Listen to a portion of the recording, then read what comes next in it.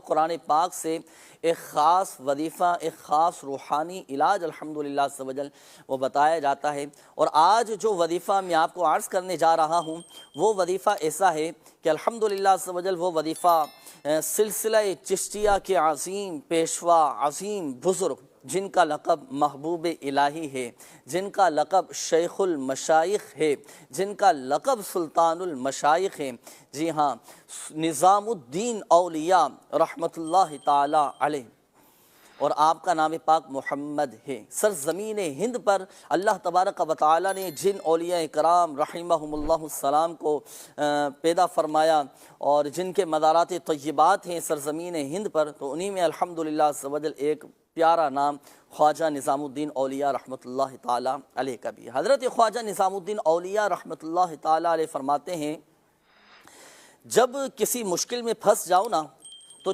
40 مرتبہ سورہ فاتحہ پڑھو۔ کس طرح پڑھو کہ بسم اللہ الرحمن الرحیم کی میم کو الحمد کے لام میں ملاؤ۔ کس طرح؟ بسم اللہ الرحمن الرحیم الحمدللہ رب العالمین، اور پھر الرحمن الرحیم کو 3 مرتبہ پڑھو، یعنی سورہ فاتحہ کی جو دوسری آیت ہے نا الرحمن الرحیم، اس کو 3 مرتبہ پڑھو، پھر سورہ فاتحہ مکمل کر کے آخر میں 3 بار آمین کہو۔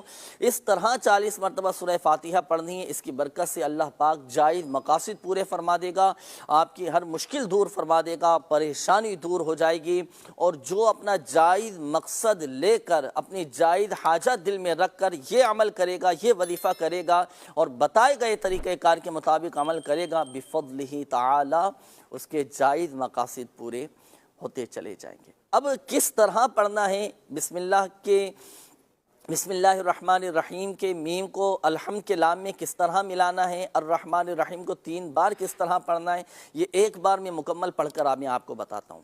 بسم اللہ الرحمن الرحیم الحمدللہ رب العالمین الرحمن الرحیم الرحمن الرحیم الرحمن الرحیم، یہ 3 مرتبہ پڑھا۔ اچھا، اب پوری سورہ فاتحہ پڑھیں۔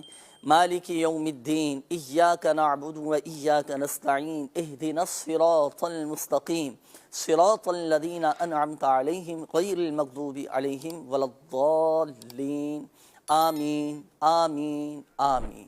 آخر میں 3 بار اس طرح آمین کر۔ اب یہ 1 مرتبہ پوری سورہ فاتحہ ہوئی، تو اسی طرح 40 مرتبہ پڑھنا ہے۔ 40 کی تعداد جب پوری ہو جائے پھر گڑ گڑا کر اللہ تبارک و تعالی کی بارگاہ میں حضور دل کے ساتھ، یقین کامل کے ساتھ دعا کیجئے، دعا بھی قبول ہوگی، جائز مقاصد بھی پورے ہوتے چلے جائیں گے۔ اللہ پاک تلاوت قرآن کی برکت سے ہمارے دلوں کو روشن و منور فرمائے، تلاوت قرآن کی برکت سے اللہ پاک ہمارے دلوں کے غم کو دور فرمائے۔